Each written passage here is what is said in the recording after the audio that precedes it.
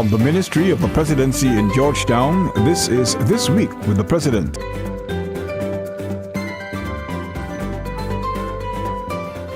Welcome to another edition of This Week with the President, a weekly news magazine which provides you with an in-depth look at the policies, programs, and work of the President of Guyana in his quest to realize the good life for all Guyanese. I'm your host, Gomati Gagadan. Thank you for joining us.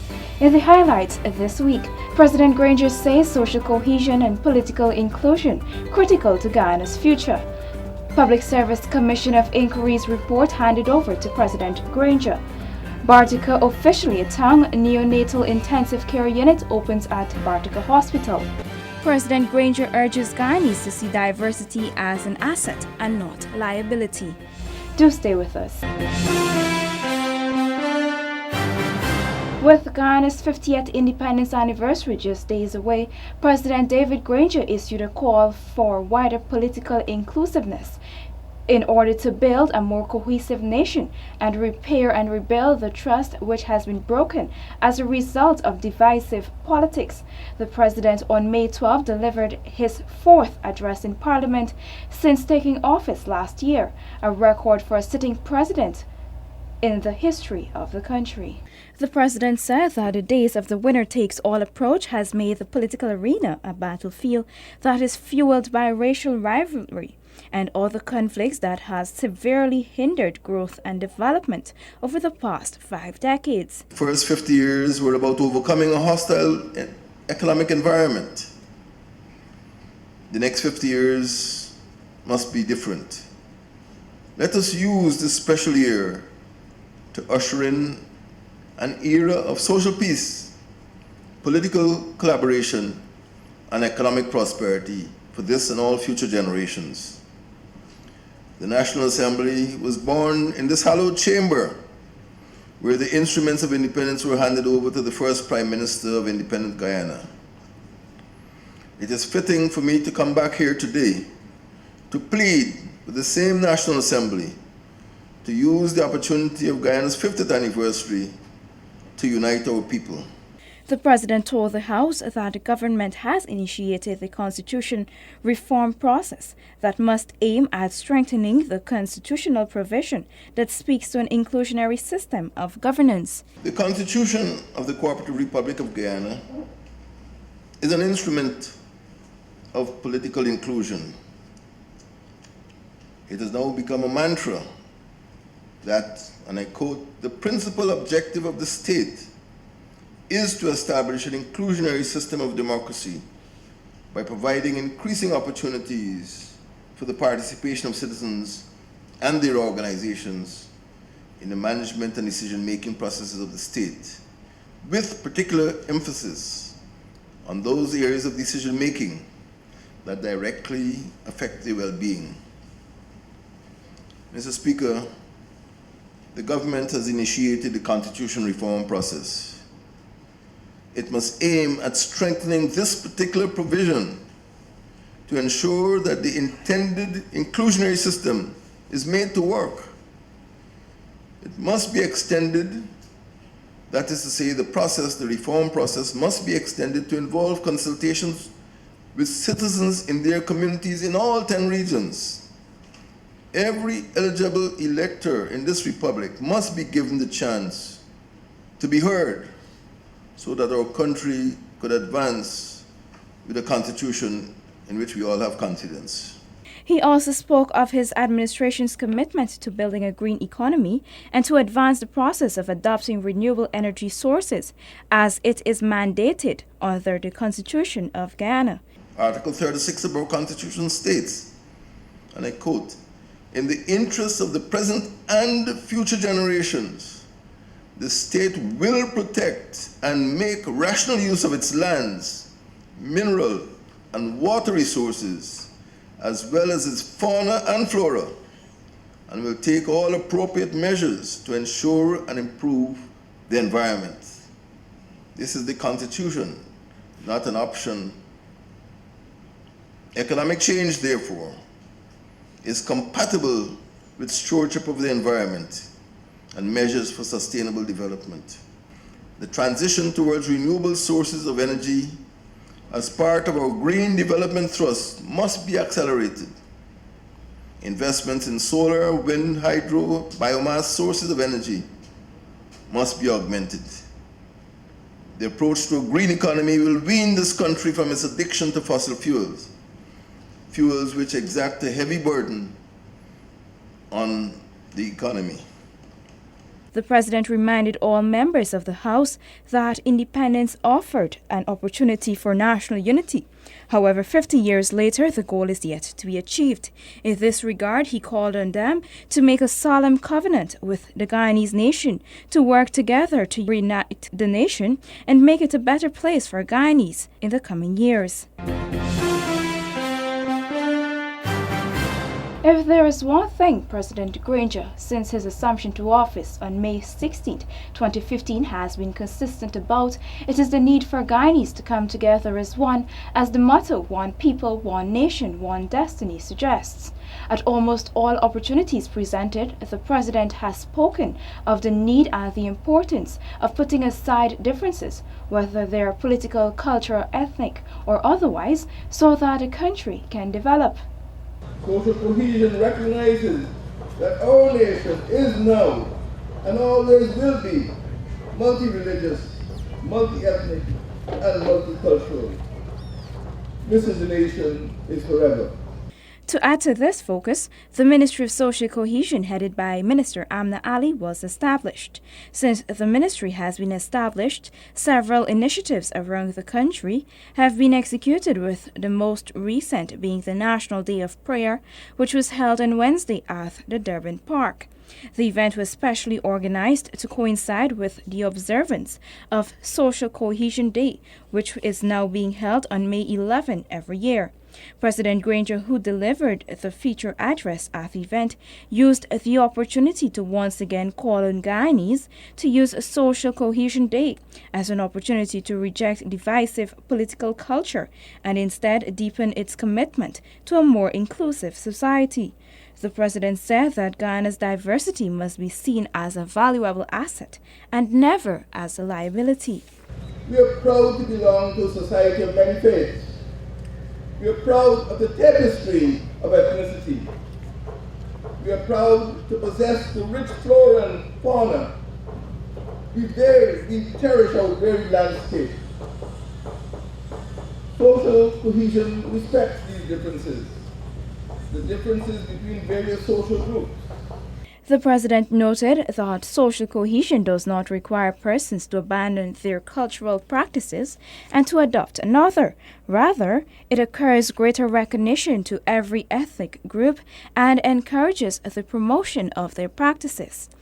The president also noted that it is most auspicious that Social Cohesion Day is being observed at the start of celebrations for Guyana's Golden Jubilee Independence Anniversary as the nation prepares to usher in a new era.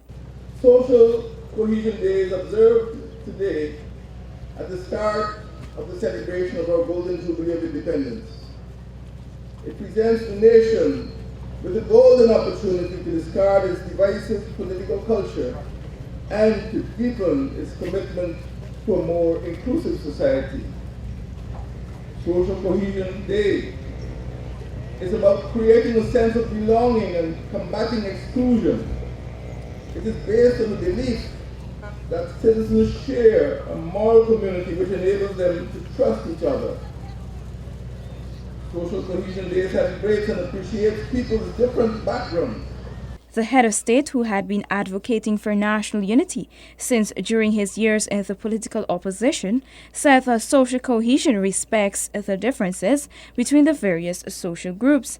However, if left unattended, he noted, these differences can create distrust and weaken people's sense of belonging. The head of state charged the younger generation to take up the challenge to repair past damages, to restore trust, to rebuild the bases of a moral community, and to demonstrate how we can cooperate and coexist with each other. We can construct a more cohesive society by doing more to eliminate extreme poverty, by doing more to eradicate the worst forms of inequality, including gender inequality, by doing more to ensure equal access to education for everyone, by doing more to enable greater participation and inclusion at the political level through regular general, regional and municipal local government elections, by doing more to enforce employment and anti-discrimination laws which ensure the health, happiness and safety of our women, of our working people, of our girl children and our infants. Social cohesion, ladies and gentlemen, is about fostering greater integration in our nation. Meanwhile, Minister of Social Cohesion Ms. Amna Ali remarked that Social Cohesion Day will be recorded in history as a demonstration of the administration's commitment to ensuring that every Guyanese feels valued and appreciated. Since May of 2015, our administration has promised to do all within its power to ensure that Guyana becomes a functionally transformative and sustainable nation in every aspect: spiritual, moral, economic, political, and social. This event this morning signifies that we will endeavor to inculcate every component that will facilitate that process. Prayers from the Muslim, Christian, Hindu, Baha'i and Rastafarian communities were offered, and cultural performances and musical renditions were done by representatives of the Muslim, Hindu and Christian communities. The event was also attended by First Lady Mistress Sandra Granger, Prime Minister Moses Nagamutu and his wife Mistress Sita Nagamutu, Speaker of the National Assembly Dr. Barton Scotland, and other ministers of the government and members of the diplomatic corps. Professionalism, efficiency and impartiality must become three hallmarks of the public service sector in Guyana. This has always been the push of President Granger since his assumption to office in May 2015. As a matter of fact, one of the first things he did upon his assumption to office as president was to convene a meeting with the permanent secretaries of all government ministries, where he expressed these expectations. At the meeting, which was held in May 2015 at the Arthur Chung Convention Center, President Granger made it clear to the senior public servants that it is his wish that the public service sector is restructured in such a way that it becomes unbribable. The president had stressed the need for a properly functioning public service, as he had noted that this is vital to the smooth running of any country. He described the public service as the engine of the executive, which must be efficient if services such as housing, education, law and order, and infrastructure are to be made available. But the engine needs oil, the president says, and that oil must be in the form of enhanced training, improved working conditions, and better wages and salaries. It was with this thought in mind that on August 17, 2016, the Commission of Inquiry into the Public Service was established by the President to inquire into, report on, and make recommendations on the role, functions, recruitment process, remuneration, and conditions of service for public servants. This morning, after almost 9 months, the commission, which was headed by Professor Harold Lutchman and included Mistress Sandra Jones and Mr. Samuel Gulsaran, presented the completed report to President David Granger at the Ministry of the Presidency. The President, in brief remarks after receiving the report, said that it has always been his vision for a strong public sector, one which is not only trained and educated, but which can ensure that efficiency is present, regardless of whichever government is in power. And there was need for careful study of our public service, because those 40 years since the last study have seen some dramatic changes in the way the public service performed and in the way the public service was perceived. So I was very glad for the opportunity to be able, 3 months after entering office, to convene this important commission. And as the Minister of State can tell you, it was on my mind from day one. because with my first meeting of the staff of this ministry, the Ministry of the Presidency, my first meeting with the senior public servants at the Arthur Chung Conference Center, I emphasized the need for a report, the need for having an unrivaled public service, need for examining the conditions under which our public servants had to function. He reasoned that without an efficient public service, the vital agencies of the state will be unable to function well, not aviation, not public health, and certainly not law enforcement. The president, in expressing his thanks to the commission for what he described as work well done, noted that while he wanted the commission to take its time in compiling the report, he did not want any unnecessary delays, since the workers in the public sector have been eagerly awaiting an increase in their salaries, which government had announced will only be definite when the report has been completed. And many people who expect that there's going to be some bonanza, I hope, will discover that the bonanza will come from their own efforts. The bonanza will come when they work hard and they do better than the next person. If they want to be lazy, they'll get the lazy person's remuneration. If they work hard, they'll be rewarded for their hard work. And that is what people, not only in the public service, but in every area of endeavor, must learn, that actual output is related to input.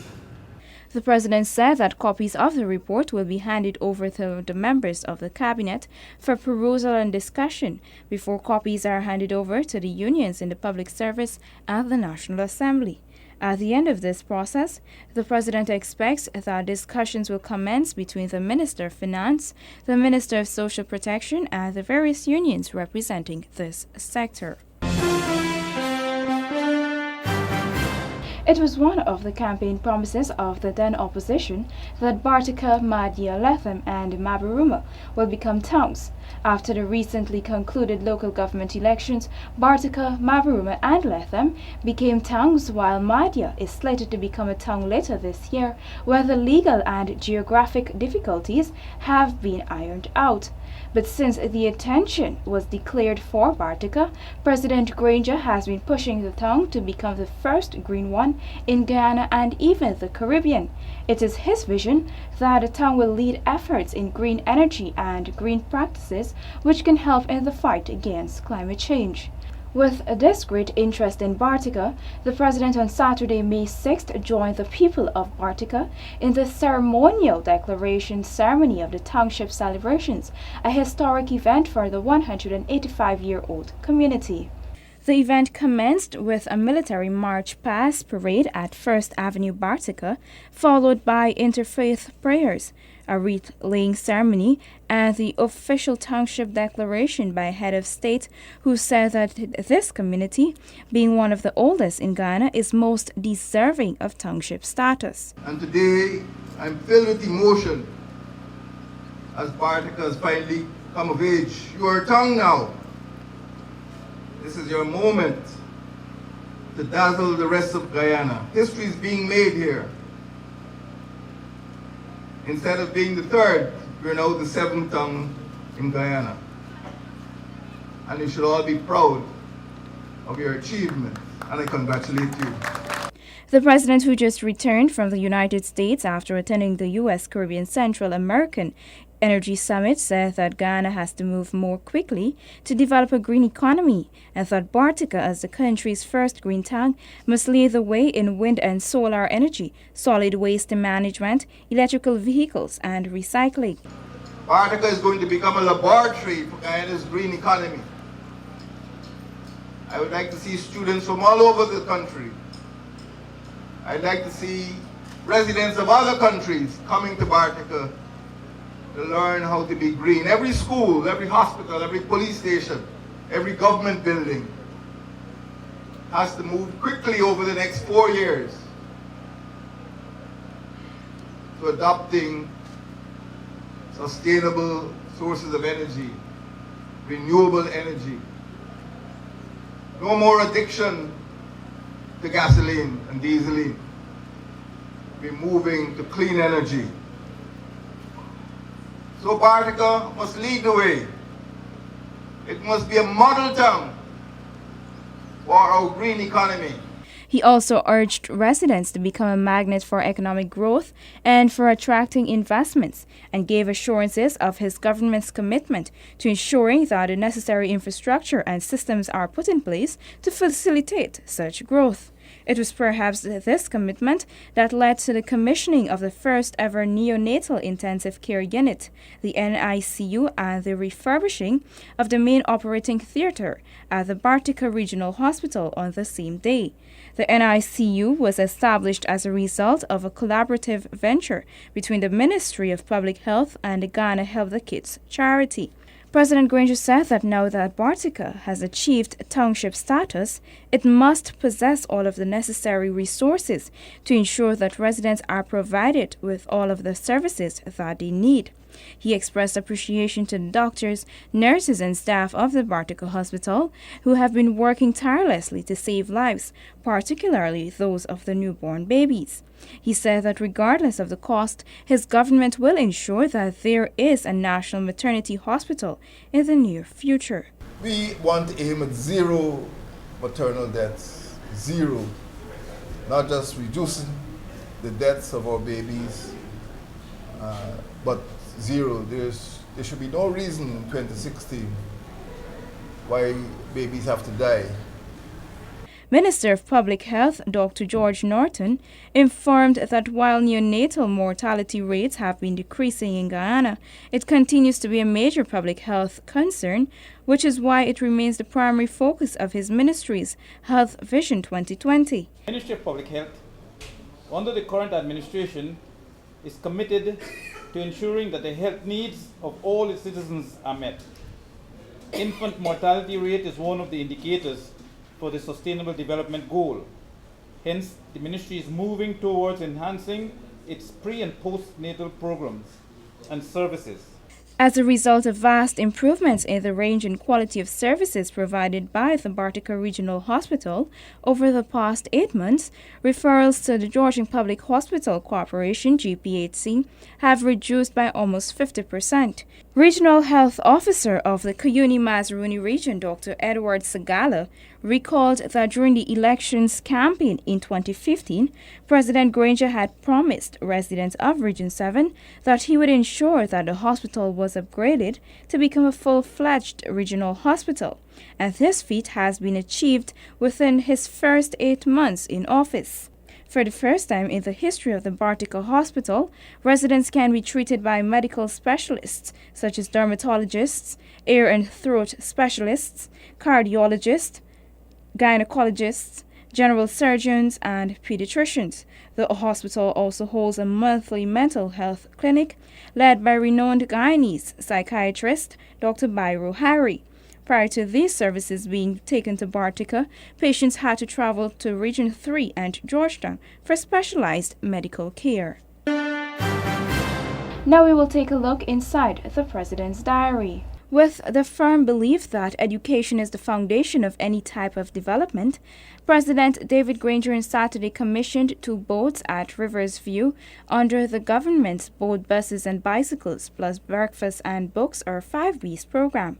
One of the boats was donated by Mr. Nazar Mohammed and his son Mr. Azruddin Mohammed of Mohammed's Enterprise Mining Sector and will be used to ferry children to and from school, while the other, which was donated by Berbice businessman Mr. Peter Lewis, will be used for medical and other emergencies. President Granger expressed satisfaction and pride in the manner in which the private sector has been participating with the government. He said that the support that the 5Bs program has been receiving is tangible evidence of the fact that Guyanese are ready to be unified and to move the country's development forward. I'd like to thank the donors and everyone who was part of this program. As you know, in the Ministry of the Presidency, particularly the Minister of Social Cohesion, has been driving the program for boats, buses, and bicycles in particular. And I'd like to thank her for continuing to make these arrangements and these contacts. She's moving from river to river, so if you know of any rivers without boats, just let her know. But this is a good day for Riversview. Thank you. May God bless you all, and please use these boats for the purposes for which they're intended.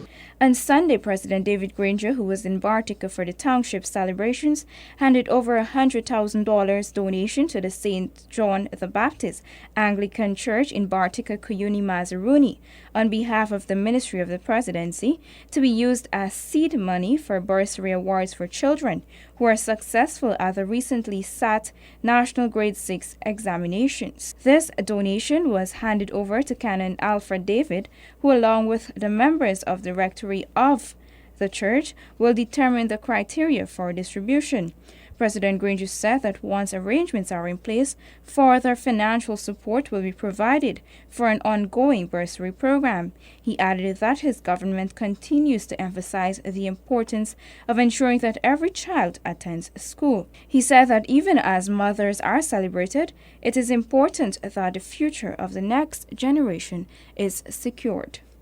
The Ogle International Airport was officially renamed the Eugene Francis Correa International Airport on Monday by President David Granger as a tribute to the sterling contribution of a man who pioneered the development of the aviation sector and Guyana's gold and diamond industry.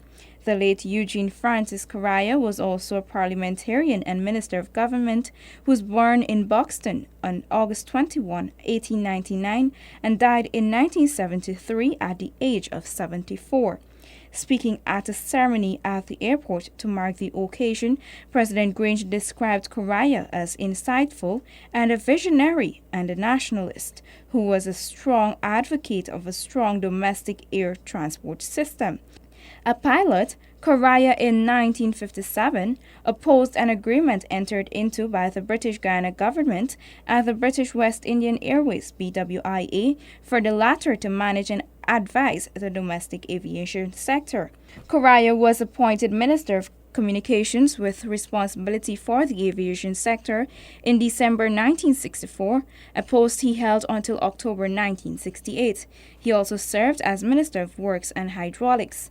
In other aspects of his public life, the late Correa championed the right of Guyanese to be appointed to executive positions in the public service in the then British Guyana. On Monday, President Granger and First Lady Ms. Rosandra Granger attended the delegation of the European Union to Suriname, Trinidad and Tobago, and for the Dutch Overseas Countries and Territories Europe Day reception, which was held at the National Cultural Centre. There, President David Granger, head of the delegation of the European Union to Suriname, Trinidad and Tobago, and for the Dutch Overseas Countries and Territories, Ambassador Jeremy Viditek, committed to strengthen relations between Ghana and the European Union. President David Granger, in his remarks, noted that the EU and Ghana forged a special bond 4 decades ago, beginning with the historic Georgetown Agreement of 1975. Since then, he noted, Ghana has shared a relationship of mutual cooperation with the regional body in a number of areas. The European Union is one of Guyana's main trading partners. Guyana exported goods valued at over euros 192 million, or about 15% of Guyana's exports to the European Union in 2013 alone. Guyana's imports from the EU were valued at 122 million euros. Guyana has been a beneficiary of cooperation with the European Union, as you've seen in the exhibition on your way upstairs. Guyana has benefited in agriculture, in education, in food security, in governance, in health, in hinterland development, in aviation and maritime infrastructure, and in sea defense and coastal zone management. President David Granger on Wednesday met with New Zealand High Commissioner to Ghana, Her Excellency Jan Henderson, to discuss bilateral cooperation and other issues. The meeting was held at the Ministry of the Presidency. High Commissioner Henderson, in a brief comment after the meeting, spoke highly of the cordial relations between Guyana and New Zealand, not only through the Commonwealth and cricket, but also through a strong program of bilateral cooperation. New Zealand has been lending support to Guyana in the implementation of the Mangrove Restoration Project and the Small Ruminants Project, which focuses on building capacity in the development and application of improved husbandry practices and reproductive technologies. On that same day, His Excellency attended the installation ceremony of the 9th Chancellor of the University of Ghana, Professor Nigel Harris. Professor Harris, a Guyanese by birth, is taking up the mantle of leadership of this premier tertiary education institution at a time when it is facing many challenges and is about to embark on a retooling process. The President has placed at the top of his agenda the development of a green economy and the creation of an enabling environment for businesses to thrive. Ghana's premier trade fair and exposition, commonly referred to as GAEXPO, was formally declared open last evening by President David Granger, who used the opportunity to push for the use of green energy and green technologies. The annual event, which is hosting approximately 260 exhibitors from the small, medium, and large-scale businesses, is a special celebration for the country's Golden Jubilee and is being held this year under the theme 50 Years Ghana Means Business, promoting enterprise, driving productivity. The President believes that this event can go beyond launching new businesses and services, but must also lead the way towards development and promoting green solutions, which will see the vision of a green economy and a green Guyana becoming a reality. Green solutions are needed to address the challenges and threats facing our country, particularly those caused by climate change, those caused by the need for coastal zone management,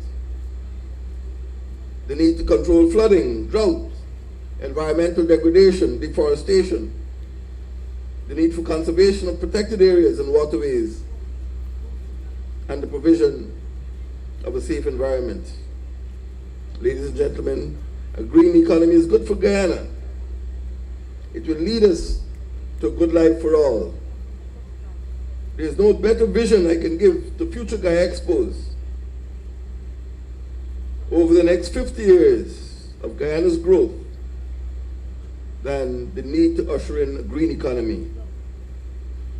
It is my hope that GAEXPO 2016 could inspire the business community to do just that. Green development is good for business, he said, and as such believes that GAEXPO is the ideal place for the green solutions to be conceptualized. Green development is good for business.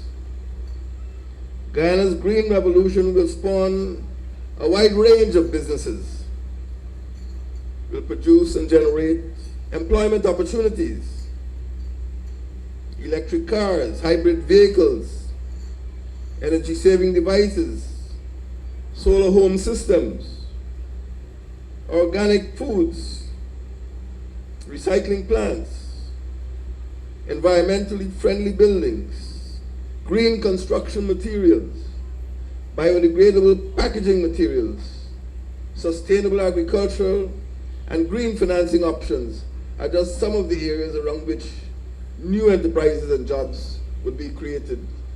The President, who has always been pushing for the sustainable approach to the exploitation of the country's natural resources in the fight against climate change, since his administration took office, said that Ghana must wean itself off of its addiction to fossil fuels, since the importation of these fuels exacts a heavy burden on the economy.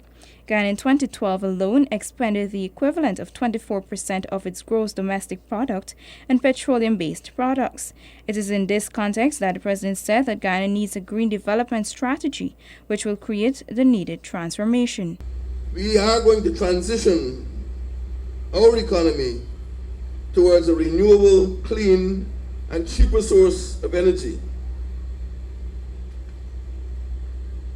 We are going to craft a comprehensive coastal zone management plan to protect human habitation.